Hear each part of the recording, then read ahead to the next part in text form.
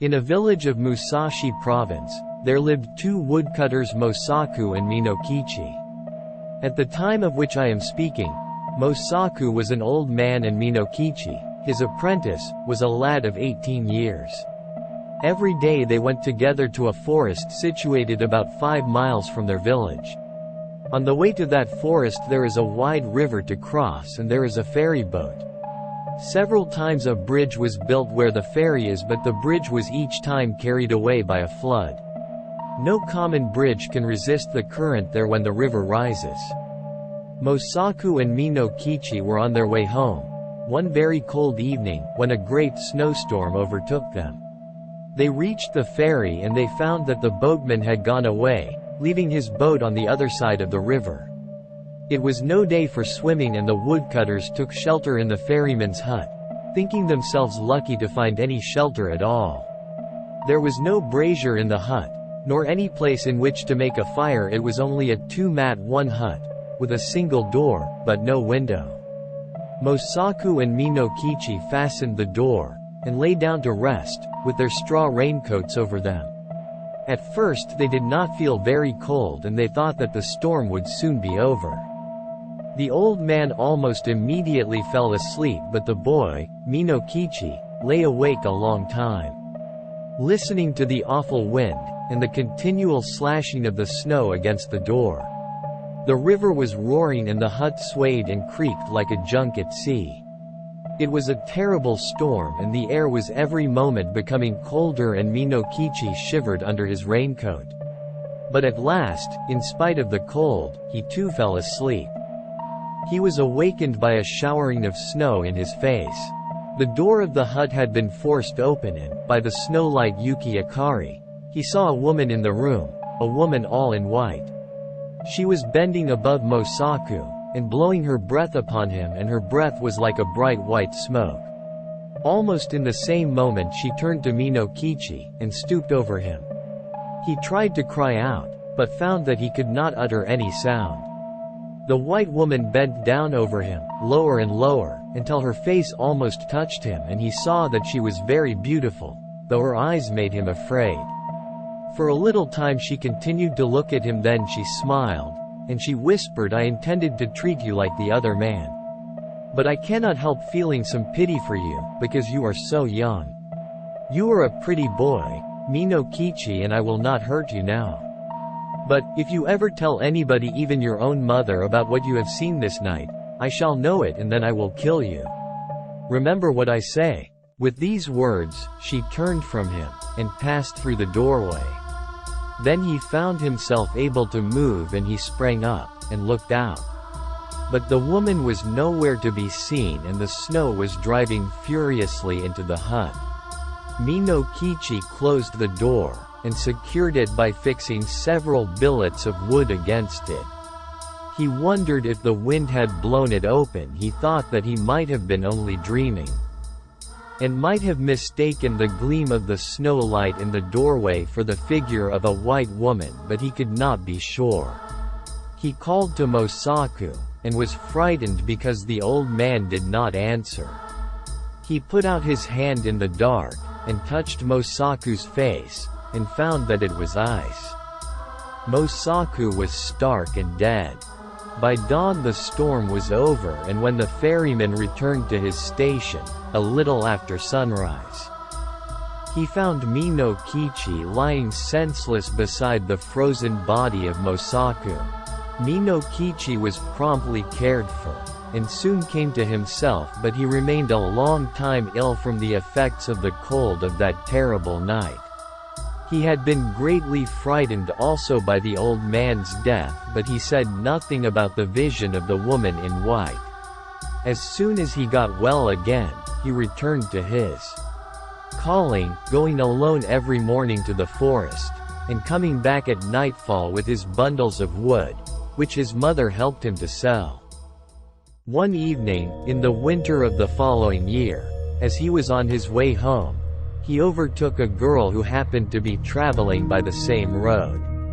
She was a tall, slim girl, very good-looking, and she answered Minokichi's greeting in a voice as pleasant to the ear as the voice of a songbird. Then he walked beside her and they began to talk. The girl said that her name was Oyuki, that she had lately lost both of her parents and that she was going to Yedo, where she happened to have some poor relations, who might help her to find a situation as a servant. Minokichi soon felt charmed by this strange girl, and the more that he looked at her, the handsomer she appeared to be. He asked her whether she was yet betrothed, and she answered, laughingly, that she was free. Then, in her turn, she asked Minokichi whether he was married, or pledged to marry. And he told her that, although he had only a widowed mother to support, the question of an honorable daughter-in-law had not yet been considered, as he was very young. After these confidences, they walked on for a long while without speaking, but, as the proverb declares, Ki ga areba, me.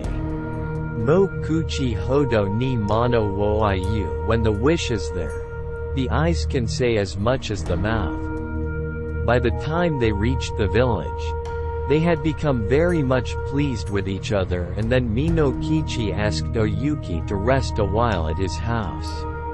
After some shy hesitation, she went there with him, and his mother made her welcome, and prepared a warm meal for her. Oyuki behaved so nicely that Minokichi's mother took a sudden fancy to her, and persuaded her to delay her journey to Yedo. And the natural end of the matter was that Yuki never went to Yedo at all. She remained in the house, as an honorable daughter-in-law. Oyuki proved a very good daughter-in-law.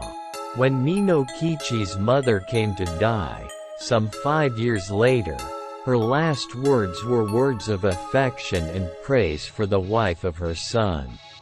And Oyuki bore Minokichi 10 children, boys and girls. Handsome children, all of them, and very fair of skin. The country folk thought Oyuki a wonderful person, by nature different from themselves. Most of the peasant women age early, but Oyuki, even after having become the mother of 10 children, looked as young and fresh as on the day when she had first come to the village. One night, after the children had gone to sleep, Oyuki was sewing by the light of a paper lamp, and Minokichi, watching her, said, "To see you sewing there, with the light on your face, makes me think of a strange thing that happened when I was a lad of 18. I then saw somebody as beautiful and white as you are now. Indeed, she was very like you." Without lifting her eyes from her work, Oyuki responded, "Tell me about her. Where did you see her?" Then Minokichi told her about the terrible night in the ferryman's hut, and about the white woman that had stooped above him, smiling and whispering, and about the silent death of old Mosaku. And he said, "Asleep or awake, that was the only time that I saw a being as beautiful as you. Of course, she was not a human being, and I was afraid of her, very much afraid, but she was so white.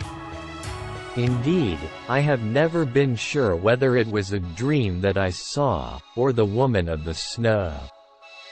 Oyuki flung down her sewing, and arose, and bowed above Minokichi where he sat, and shrieked into his face, "It was I. Yuki it was. And I told you then that I would kill you if you ever said one word about it. But for those children asleep there, I would kill you this moment. And now you had better take very good care of them, for if ever they have reason to complain of you, I will treat you as you deserve."